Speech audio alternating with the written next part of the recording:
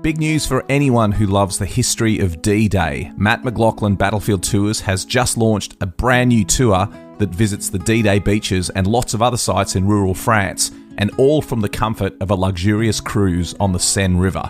Now, we ran this tour in 2024 and it was a huge success. It sold out in a matter of weeks. So now we've rolled it out again for 2025. But this time, there'll be 3 departures in June, July and September, giving you 3 times the opportunity to join us. The cruise is on board the luxurious Amadeus Diamond and begins and ends in Paris. Over 8 days, you'll enjoy the history, scenery and culture of the beautiful Seine River. But as an exclusive offering just for our passengers, you'll enjoy 2 full days touring the D-Day landing beaches in both the US and British sectors, plus daily seminars on board the ship that unpack the history of D-Day. And like all our tours, you'll be hosted by one of our expert historians who'll bring the story of D-Day to life. And if you've been on one of our tours before, you'll know that our historians really are the best there is. This is an exclusive cruise and places are extremely limited. Visit battlefields.com.au to book your place today. It took a lifetime to find the person you want to marry. Finding the perfect engagement ring is a lot easier. At BlueNile.com, you can find or design the ring you've always dreamed of with help from Blue Nile's jewelry experts who are on hand 24/7 to answer questions, and the ease and convenience of shopping online. For a limited time, get $50 off your purchase of $500 or more with code LISTEN at BlueNile.com. That's $50 off with code LISTEN at BlueNile.com. Ryan Reynolds here from Mint Mobile. With the price of just about everything going up during inflation, we thought we'd bring our prices down. So to help us, we brought in a reverse auctioneer, which is apparently a thing. Mint Mobile Unlimited Premium Wireless. How to get 30, 30, bit to get 30, bit to get 20, 20, 20, bit to get 20, 20, bit to get 15, 15, 15, 15, just $15 a month? Sold! Give it a try at mintmobile.com/switch. $45 upfront payment equivalent to $15 per month. New customers on first 3-month plan only. Taxes and fees extra. Speed slower above 40 gigabytes in detail. A Living History production. I'm Peter Hart. And I'm Gary Bain. And together we're Pete and Gary's Military History Podcast.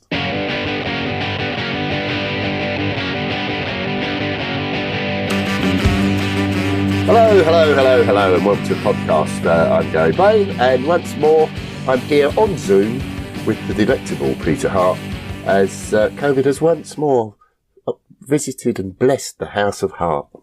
Yeah, little Ruby is on a bed of pain. She says she's got no symptoms, but never mind. There you go. Yeah, so we're back on Zoom, and today, Pete, we're going to continue with that not forgotten.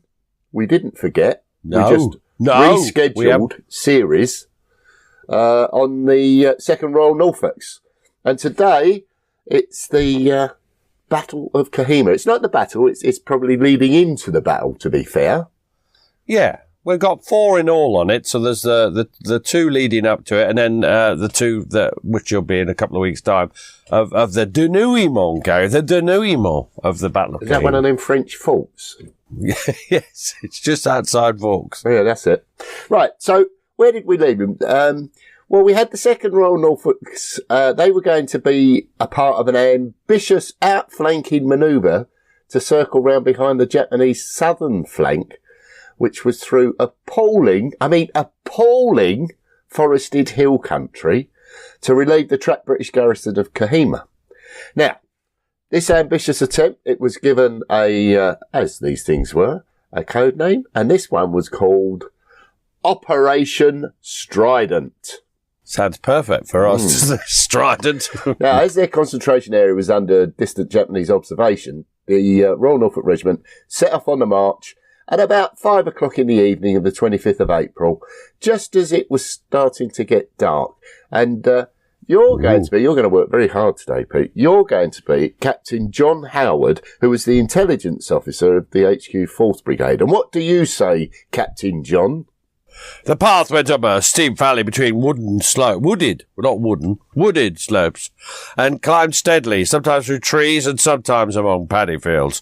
Often it became indistinguishable from field paths, which led only to other areas of cultivation. Ooh.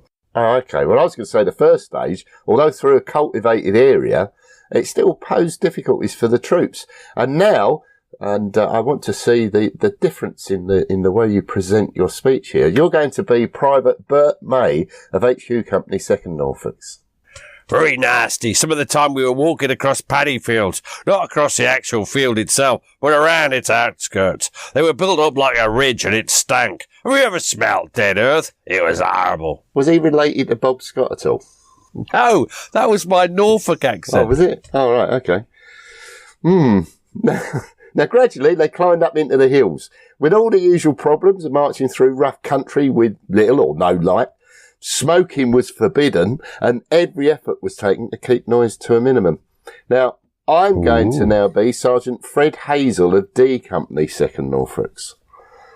God, what a night that was. What a climb. What a climb.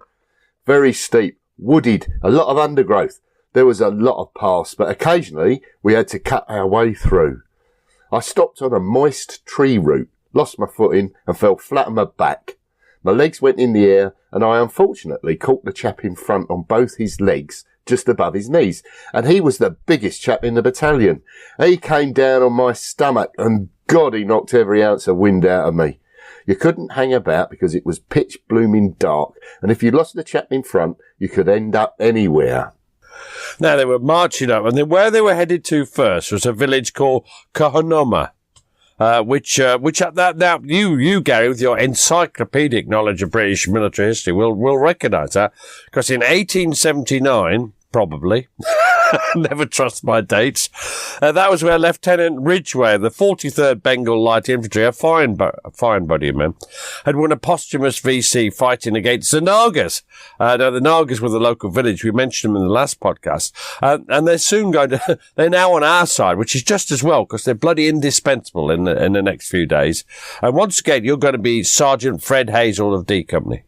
We finally arrived at this blessed village at about 2:00 in the morning. Somebody from headquarters came up and said, "Put your platoon in there." This was quite a big hut. We went in, pitch dark. I sat down on my backside, took my pack off, and decided I was going to carry this evaporated milk. Not another inch. I drank 4 cans of it before I fell asleep. Long before I'd finished, the whole platoon was snoring its head off. I fell asleep myself. I woke up, the sun was shining through the chinks in the walls of the hut, and I thought to myself, God's truth, I never posted a sentry. I opened the door and there was a big Naga standing outside, on guard with his spear. He looked round and he beamed at me. I patted him on the head. Then somebody appeared and said, "Have your breakfast. We're moving off at 10. Breakfast? It was 3 biscuits and a brew up. That's a nice breakfast, and for the larger gentlemen, that's probably what they should be eating. Now, the column moved off. They mainly went during the day, because by this time they were shielded from prying eyes by the jungle, the ravines and ridges that surrounded them as they moved round towards Kohima. And again, you're going to be Fred Hazel. He's lovely, that Fred Hazel. Yeah, I thought you were doing all the work today. I've got it wrong. Yeah. I didn't point that out. No. So I'm going to be Fred Hazel. We moved off. I don't know quite how much we covered in the course of a day. Sometimes we only sort of scrambled down one ridge and scrambled up the next one. Some days we did a bit more.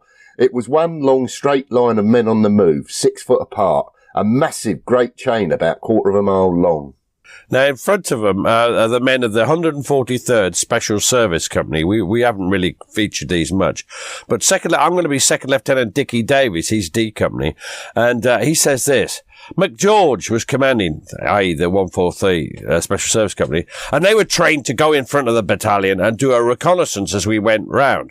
Because we were on single tracks and we'd have been absolutely massacred, so he spread out and went round in front, rather like a broom going in front. He's repeating himself there a bit. Ooh. Now, the Naga villages, the villagers, they formed carrying parties and they went with them. And they're good old British. They carried much of the heavier equipment and packed the heavy things. Because the Norfolks were struggling a bit. And you're going to be Fred Hazel again. He's definitely struggling. About the second night, we were still doing a bit in the dark. I was conscious that there was another column moving along sort of 10 foot away from me, but in the same direction. In the dark, I peered across there, and it was Nagas, 200 or 300, I should think. Men, women, young lads and even young girls carrying ammunition and water. There were young girls with a box of ammunition on their head, tripping along quite gaily. We were staggering along underneath our packs. I like that. It's a great. They were really impressed by these Naga porters. They thought they'd got sort of superhuman strength, stamina, and they were just. Of course, it's because people are used to what they're used to. But you're now going to switch to being Sergeant Ben McRae of the carrier platoon, and he's not carrying, is he? Or he's carrying enough for him. They gritted as they carried the thing. They had a sort of rhythm to them. Grum, brum, grum, brum, all the way up the hills. Fully enough, that stopped you getting out of breath. It was their expression of expelling their lungs. They'd been doing it for donkey's years. For us, it was something new carrying all that weight. They'd go on forever and ever. They didn't like us stopping. They couldn't understand us stopping for 10 minutes every hour. We were on our chin straps. Now, as they go up, unsurprisingly, it gets worse. By the way, that seemed to be Cornish, but I'm not one to criticise it. Norfolk Cornish. As they go higher, of course, it does. It gets worse and worse. This isn't some sort of geography field trip or rambling thing. They're going on a route just drawn on a map by a general, basically. And I'm going to be Lieutenant Sam Horner of Headquarters Company. We were moving across the country, not with it. The result being that we had to climb up one after another of these ridges, then slide down the other side. And it was very, very exhausting. We were almost in single file. Not quite, perhaps, but a lot of the way through had to be cut, and we had to have somebody ahead.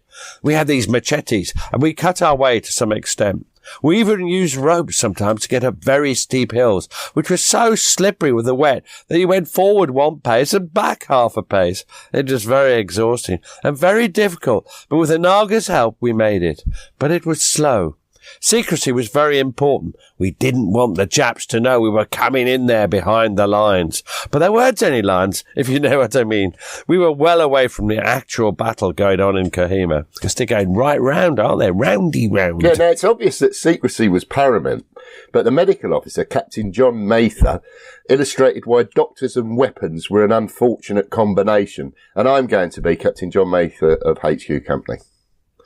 I had a revolver, but I'd no holster for it. I don't know why they didn't give me one, but I hadn't got one.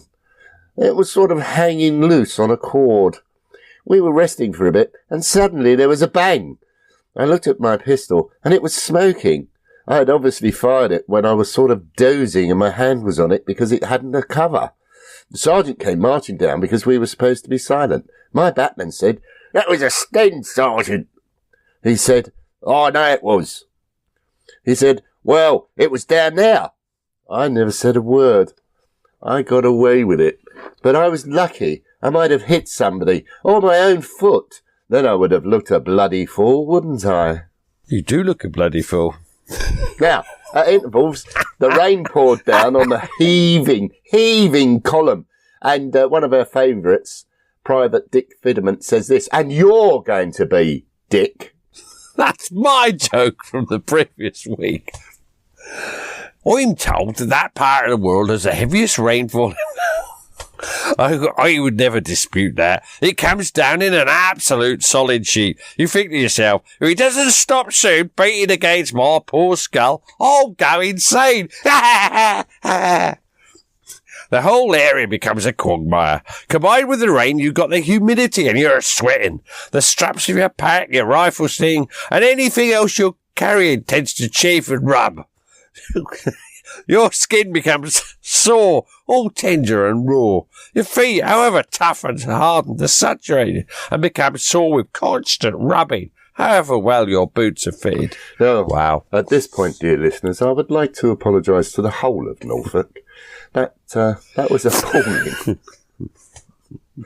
Now, after 3 days... Bugger Norfolk. After 3 days, the column rested up in what was enticingly known as Death Valley. Dun, dun, dun. And once more, you're going to be Captain John Howard, the intelligence officer. What does he say, Pete? I don't know. I can't remember his accent. He was slightly I never get them right anyway. Death Valley. Death Valley, as it was called, though no one died there, was a miserable place filled with huge trees covered in dripping moss. Sunlight rarely penetrated, and rain was almost continuous. We lived on light, half-scale rations for the 3 days. Light-scale rations consisted of milk, tea, sugar, bully beef, and Weevilly biscuits. Yum, yum. Weevilly biscuits are them rock-hard things, aren't they, Weevilly biscuits? Yeah, but apparently they've got soft bits inside them by this time. The men, they didn't sort of appreciate the fare that was being provided, did they, Pete? And Sergeant Fred Hazel goes on to say this. The biscuits were about 4 inch square and half an inch thick. You would have thought it was mild steel plate that you were trying to get your teeth into. You had to break them with the end of your bayonet. Now, as for the bully beef, Sergeant McRae, he'd just had enough. And he said this. I never liked it in the first place. I abhor it. It was something I endured. It's something that will go on my tombstone. He didn't like corned beef. Have you noticed that that we both think each other's accents are appalling? I have noticed that. Oh, well. Yeah. The troops, when they have a stop, not just the 10 minutes every hour, but a proper stop, they're really pleased to have a rest. But there's a bit of a problem. What is the problem you tend to find in jungly areas? Well, they're not really impressed by the surroundings or their little friends, who I think you're referring to, who welcomed them with open jaws. And you're going to be, blimey. And I'm looking forward to this one again. You're going to be, again, Private Bert May of HQ Company. It was a stinging hell of a hole. All the vegetation on the ground was dead. It stagged to high heaven. I think that was why I got that name. Why it got that name, Dead Valley, he means. Not because there were any bodies lying around. Gone Australian there, I noticed. But the actual stench of the place itself. Leeches. They used to get through onto any part of the body that was open. We tried to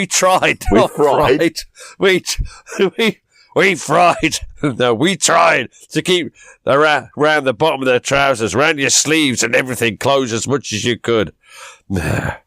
If you got leeches on us, we never pulled them off because the head stayed in the flesh, and that made a very nasty ulcer. So we used to get a lighted cigarette, stick it on his tail, and bonk! It used to pop off. You'd see blood. Him would still be coming out. Now, that's pretty imprudent. I think we might. Sorry, Norfolk. I think we might ask our listeners to vote for the worst accents and give a prize, perhaps one of your books, as it's a worst accent.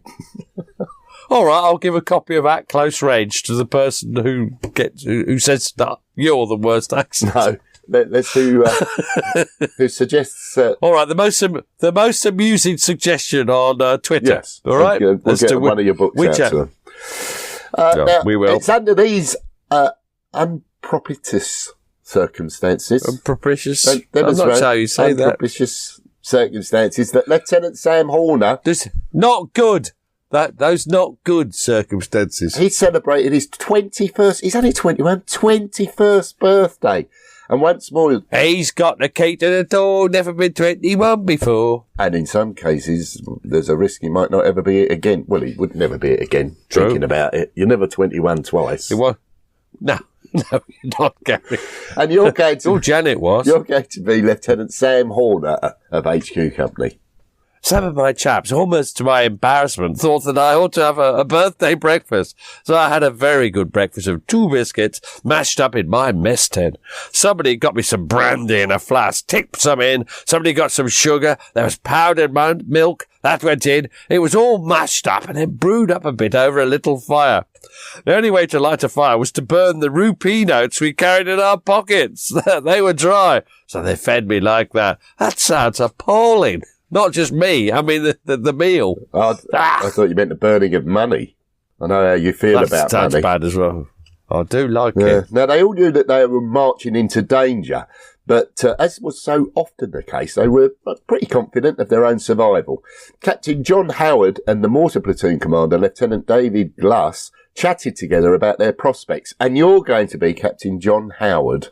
We were not much worried. We were excited, and although we realised that all would not survive this battle, we had no knowledge of the realities of war and felt little sadness at the prospect.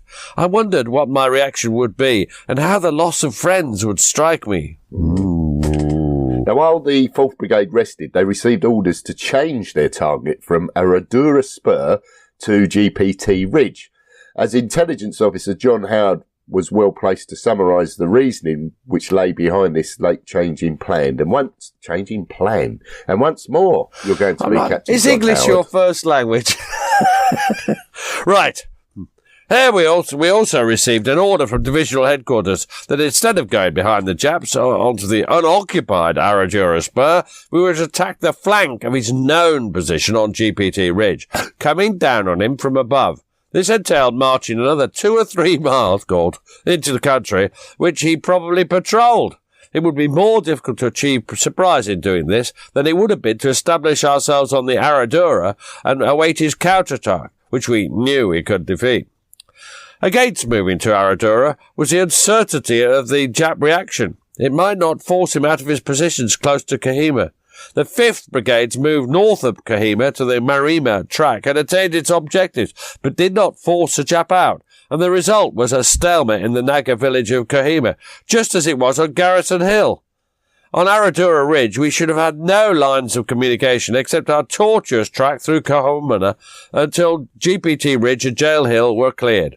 Our attack on GPT Ridge, however, would penetrate into the heart of the Jap positions, dominating Garrison Hill, and we should then fairly easily make contact with our troops in the Jotsama and Punjab Ridge area. I didn't understand any of that, really. These, I think, must have been the factors which caused General Grover to direct us to GPT Ridge instead of Aradura. Whether he's right or not is impossible to tell. So basically, They've made a choice has been made, and there's problems with both choices. But there often is in the military world, which is why it's so frustrating that people spend half their time arguing whether someone's right or wrong, when both might be right and both might be wrong. Or some of them can be right and wrong at the same time. Yeah, a bit like you reading that, really. I think it's fair to say that Kohima is pronounced Kohima. So that's for the listener, Khonoma. Just in case your pronunciation, Kohima, wasn't understood. Now, one concern to Grover, now he was the commander, wasn't he, Grover? Was the divisional commander, 2nd Division. Was the slow rate of progress. But the men couldn't possibly go any faster in the conditions. The whole distance they had to march from the road to GPT Ridge was only around 7 miles on the map, but in the Assam jungle miles had little or no value as a unit of human measurement. So good, so good, so good. Just in and so good. Thousands of winter deals are at Nordstrom Rack stores now, and that means thousands of fresh reasons to rack. Because we get the latest trends for way less. Because I've been looking for these. Because the best deals go fast. Save big with up to 60% off. Sam Edelman, Sorel, Free People, Cole Haan, and more cold weather finds. Great brands, great prices. That's why you rack. This is a mini meditation guided by Bombas. Repeat after me. I'm comfy. I'm cozy. I have 0 blisters on my toes. And that's because I wear Bombas, the softest socks, underwear, and t-shirts that give back. One purchased equals one donated. Now go to bombas.com/ACAST and use code ACAST for 20% off your first purchase. That's BOMBAS.com/ACAST and use code ACAST at checkout. Hey, I'm Ryan Reynolds. Recently, I asked Mint Mobile's legal team if big wireless companies are allowed to raise prices due to inflation. They said yes. And then when I asked if raising prices technically violates those onerous 2-year contracts, they said, "What the f*** are you talking about, you insane Hollywood ass?" So to recap, we're cutting the price of Mint Unlimited from $30 a month to just $15 a month. Give it a try at mintmobile.com/switch. $45 upfront payment equivalent to $15 per month. New customers on first 3-month plan only. Taxes and fees extra. Speed slower above 40 gigabytes. See details. Weight loss. It needs to be fast and sustainable. Noom GLP-1 starts at just $149 and ships to your door in 7 days. Take it from Lauren, who lost 22 pounds on Noom. If I come off of the GLP-1, it's not going to automatically make my weight yo-yo back. $149 GLP-1s? Now that's Noom smart. Get started at Noom.com. Real Noom user compensated to provide their story. Individual results may vary. Not all customers will medically qualify for prescription medications. Compounded medications are not reviewed by the FDA for safety, efficacy, or quality. So yeah, only 7 miles, but a hard 7 miles. And you are now working very hard. You are once more going to be Lieutenant Sam Horner of HQ Company. The physical hammering one takes is difficult to understand. The heat, the humidity, the altitude, and the slope of almost every foot of ground combine to knock hell out of the stoutest constitution. You gasp for air, which doesn't seem to come. You drag your legs upward till they seem reduced to the strength of matchsticks. You wipe the salt sweat out of your eyes. Then you feel your heart pounding so violently you think it must burst its cage. It sounds as loud as a drum, even above the swearing and cursing going on around you. Soldiers never complain, but they do swear and curse.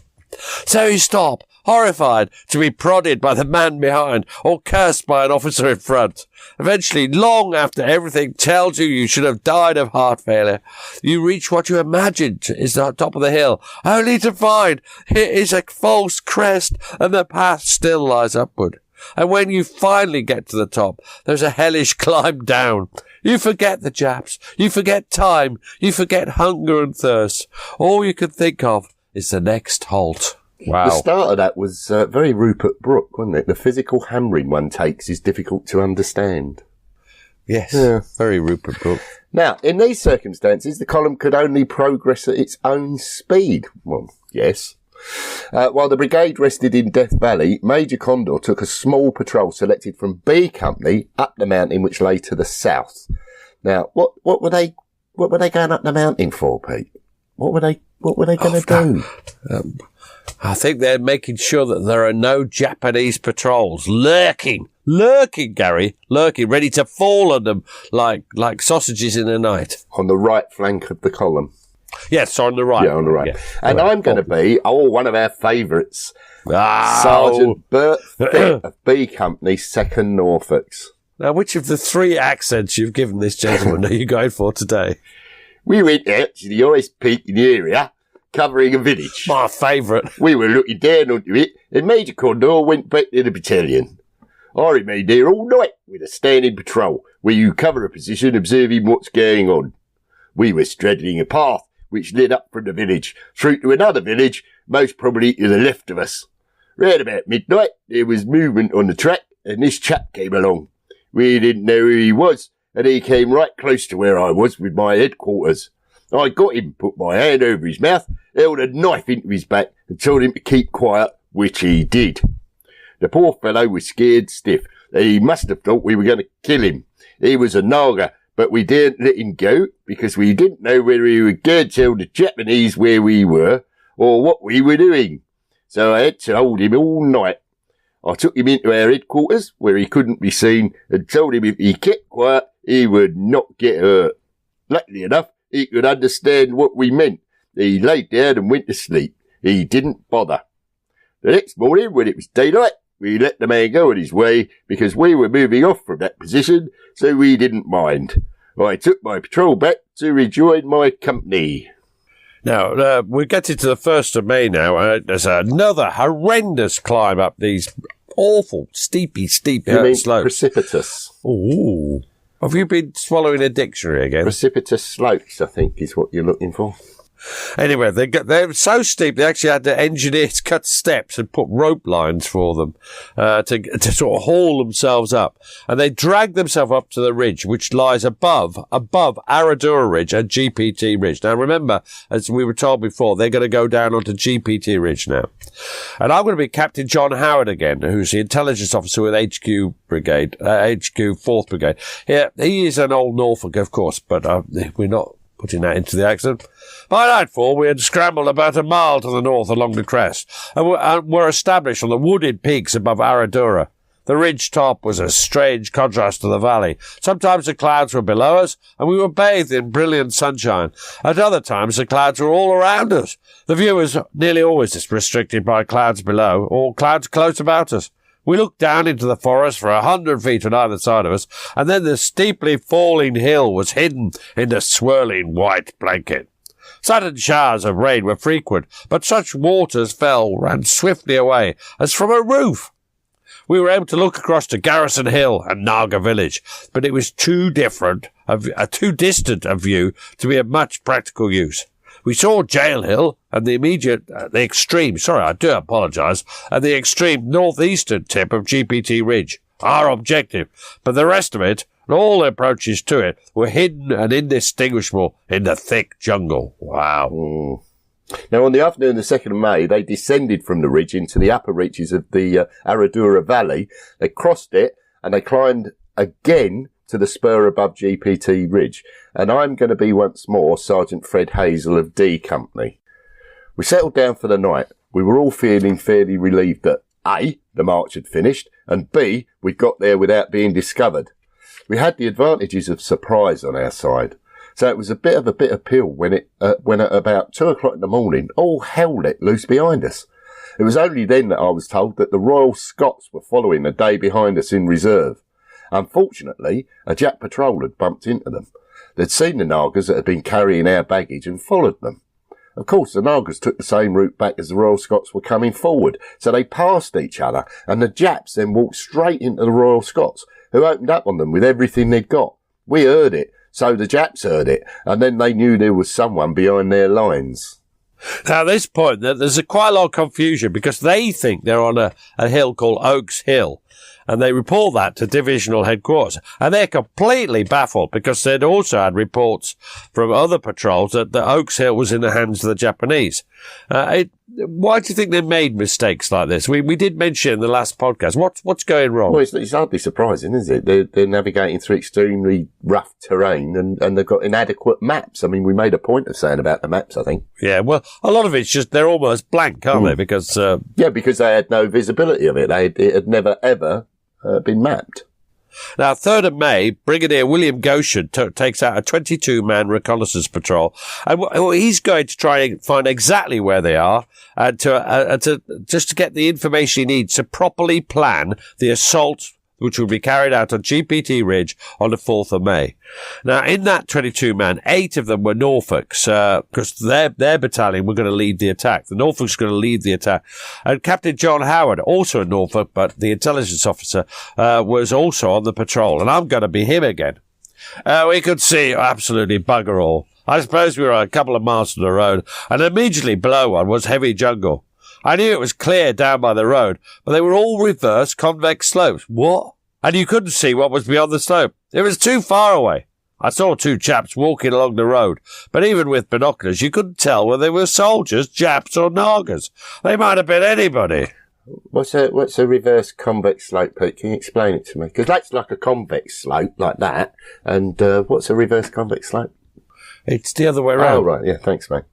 Now, after much furtive searching, the Brigadier managed to find a spot where he could just see the corrugated iron roof. He's easily satisfied. Of a building which it was thought, I am trying to work, which it was thought must be on the bottom end of GPT Ridge.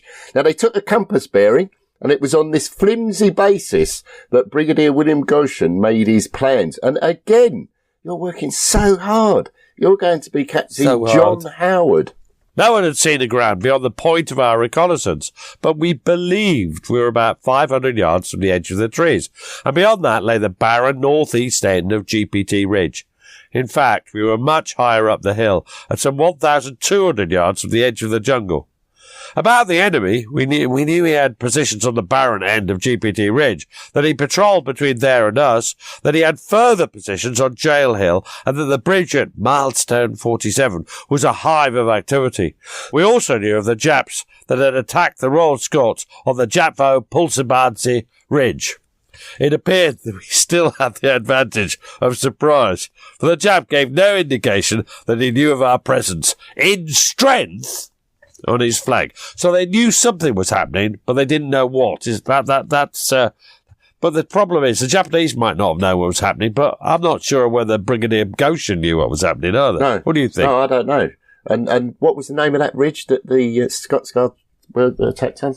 The Royal Scots? Japvo Japfo pulls Bardsey. Oh, right, okay. Now, as you mentioned, it was extremely minimal information on which to base plans for an attack. Yet, they've got to strike a balance between ignorance. Are you listening, Pete? You've got to strike a balance between ignorance and more active patrolling, which may have elicited more information, but was likely to prejudice the surprise. And again... That's interesting. I find that interesting. The more you patrol, the more likely the Japanese are going to think, what's going on up there? Or simply come across some of those patrols. They could take prisoners, all sorts of things. Now, once more, you are working so hard today, Pete, and it's you've got a sore, poorly throat as well. It must be very difficult. I haven't got a sore throat. You're going to be Captain John Howard, the intelligence officer, once more. A plan based on such scanty information had of necessity to be fluid. 2 platoons of the Special Service Company were placed under Robert Scott's command in order to patrol ahead of the Norfolks while they approached their start line, which was to be 100 yards above the edge of the trees. During this approach, 99th Field Regiment and other regiments of guns were to register on the barren portion of GPT Ridge and to fire diversionary concentrations onto Jail Hill and the ring contour hillock at the end of GPT on the opposite side of the road to Jail Hill. Now, we will definitely put a map of this because it's barely understandable without, isn't it? So what's this? What is this plan? It doesn't sound like much of a plan to me. In essence, it's basically an advance to contact by the Norfolks. Always, and we've said this time and time again, always dangerous. When they reached the edge of the jungle on GPT Ridge, they were to inform divisional headquarters who would unleash the artillery barrage prior to the final assault on the lower ridge. What about the Royal Scots? What are they up to? Whilst this is happening, the Royal Scots would initially guard their rear and then act as brigade reserve to be used in an exploitation attack on the hillock at the end of GPT Ridge. If, and it's a big if, I think, the Norfolk succeeded. Now, unfortunately, these plans were disrupted before they'd even been given out. And poor old Captain John Howard once more tells us the story. What do you say, Captain John? While the brigadier was giving these orders, a patrol led by Roger Postock reported that there was a Japanese position between us and the proposed start line. Our faces fell. The brigadier questioned Roger as to whether he was certain that it was a defended locality and not just a patrol. Roger was quite certain. The brigadier scratched the back of his neck, chewed his straggling moustache, and made up his mind quickly. His plan would not be altered in its main outline. If the Japanese were still there in the morning, the position, which appeared to be isolated, would be contained and bypassed. Wow. Well, having been briefed, Scott called his battalion O group together, and you're going to be Lieutenant Sam Horner of HQ Company. The light was failing fast, so Scott said, "Get your pencils there. I've got to give you the fire plan first. It's important you should have it written down, or you can see to write." He did that, and I wrote down the fire plan in my notebook. By then it was dark. He said, "Orders." What? "Orders! Memorise a lot. They're going to be simple." Where was it Bob Scott was from? Norfolk, I think. Now, the dismounted... He was a pirate. He was a pirate in a former life. The dismounted carrier platoon was to move forward before dawn to be in position at the foot of Oaks Hill by 05:30 on the 4th of May. They were going to cover the main body of the battalion. Oh dear, I can't remember what voice I gave this fella.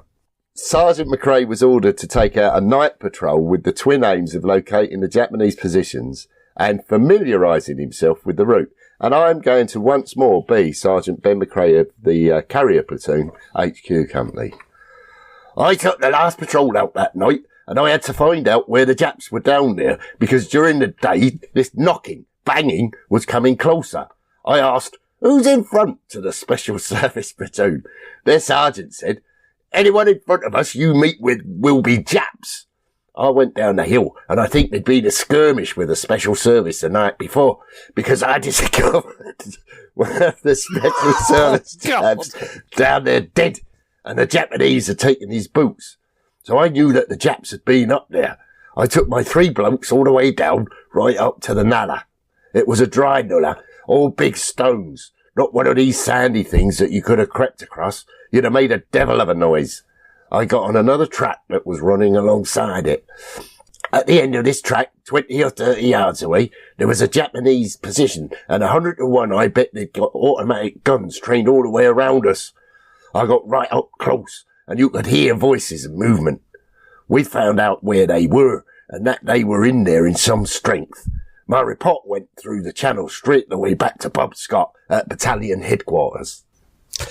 Now, Scott is an experienced bloke. He'd had experience in the First World War. He's had all the interwar period. He's experienced. And he'd learnt one thing, and that is before you send men into action, it's a good idea that they have something hot and cheery inside them, if you see what I mean. And I'm going to be Lieutenant Sam Horner of the HQ company. The doctor had dug a hole for the regimental aid post. Robert Scott had strict orders from the brigade that there were to be no fires lit whatsoever. He disobeyed the order, told the doctor, "Look, get a fire going in the bottom of that ruddy hole of yours, and I want every man to have some hot tea. I think it's very important for morale." There was little or no smoke. Any smoke that filtered up, there was somebody to swoosh it away. Brigadier Goshen then discovered that this was going on and practically placed Robert Scott under arrest, but not quite. Robert talked his way out of it and said, "It's essential for the men to have poultices on their legs because they're getting bad and it'll get worse. We've got to look after the men's health." So basically he's just lying. He's saying that this is the hot water, not for tea. It's to make hot poultices, to draw out the pus. The pus, Gary, the pus that would be inside the sort of desert sores, jungle sores, I think they probably call them in the jungle. Now, not all the men got their cup of tea, did they? But those that did really appreciated Scott's actions. And you're going to be, once more, Private Bert May of HQ Company. "I received some tea in my mess tin. Hot tea. You don't know what a cup of tea means to. You have to be in 3 or 4 days marching without having one. A cup of tea does marvels." Now, they were facing the culmination of all their years of training. Yeah, you've just seen what's coming in here, yeah. All their years of training. They were to go into action in just a few hours. Most men were still nervous despite their refreshing cuppa. Of course they were. And you're going to be, with a completely different voice, Private Dick Fidderman of the 2nd Norfolks. "Everybody's frightened. If he says he's not, then he's either a liar or a bloody madman, because nobody wants to die. But nobody. I certainly didn't. But you're all pals together. There's a job to do, and you've got to get on with it the best way you can." Now, other men gained some added strength as they concentrated on their responsibility to the men that served under them. And once more, I'm going to be Sergeant Bert Fitt of B Company. "Oh, Zeppy is a platoon commander. I was prepared for a good scrap. If there was one coming along, and I didn't fear anything or anybody. I was keen to learn, and I was also keen to try and protect the men that were under my command. I wanted to get into battle with 30 men and come out with 30 men. That was my idea, and as far as the leadership was concerned, I'd never asked any troops under me to do what I couldn't or wouldn't do myself. I wasn't frightened. About a couple of minutes before the attack, you'd get a sick feeling in the stomach, but immediately you moved, that sick feeling goes away altogether, as far as I was concerned. I mean, everybody, I don't care who he is nervous to a certain extent until the actual battle starts. But when the battle starts, then you've got one thing in your mind. It's either you or the enemy. But somebody is going to get killed. At the back of your mind, it's the enemy that's going to get killed, not you or your men, as far as that goes." Now, they're all getting ready the Royal Norfolks are going to go into the attack at dawn, on the 4th of May, 1944. Now, one thing we'll point out is that the next 2 episodes are full of some of the most vicious fighting imaginable, and there'll be no funny accents because there's no humour in this sort of thing, is there? We might be able to have a bit of fun with moving into action, but there's no way we'll be doing funny accents for what happens. You've read the reports we're going to use. It's horrific, isn't it, Gary? It is, and some people would say that we haven't been using funny accents today. No, just bad. Just bad, yeah. Incompetent. Yeah. Awful. Stupid. Now, don't forget... What was that man? What did that man call us that I really liked in our Apple review? Curmudgeonly. Curmudgeon. Yes. Now, don't forget the wittiest comment on Twitter about some of the accents today will win a book. And I suppose it's appropriate to give them a Second World War book. So perhaps at close range, Pete? At close range, yes. The winner will be selected by a committee of 2.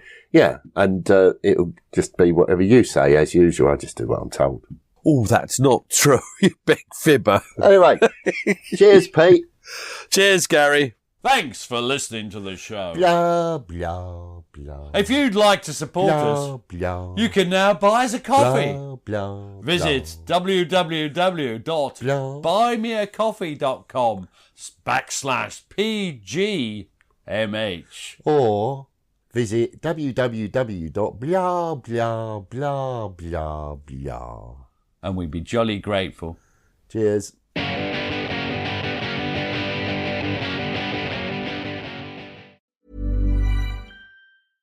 So good, so good, so good. Just in and so good.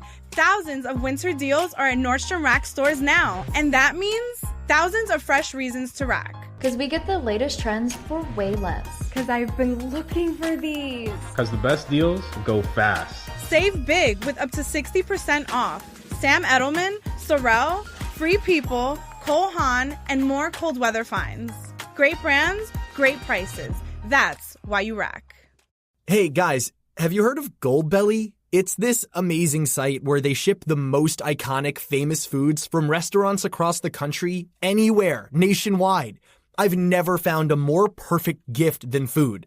They ship Chicago deep dish pizza, New York bagels, Maine lobster rolls, and even Ina Garten's famous cakes. So if you're looking for a gift for the food lover in your life, head to goldbelly.com and get 20% off your first order with promo code GIFT. What makes a great pair of glasses? At Warby Parker, it's all the invisible extras without the extra cost. Their designer quality frames start at $95, including prescription lenses, plus scratch-resistant, smudge-resistant, and anti-reflective coatings, and UV protection, and free adjustments for life. To find your next pair of glasses, sunglasses, or contact lenses, or to find the Warby Parker store nearest you, head over to warbyparker.com. That's warbyparker.com. Thanks for listening. Follow us on Twitter and Facebook to learn more about each episode. And if you'd like to support the podcast, you have a couple of options. You can buy us a coffee at buymeacoffee.com/PGMH, or consider subscribing to the podcast for only £2 per month and get ad-free listening and bonus content. You can find links for both on our Facebook and Twitter accounts. Sounds great, doesn't it?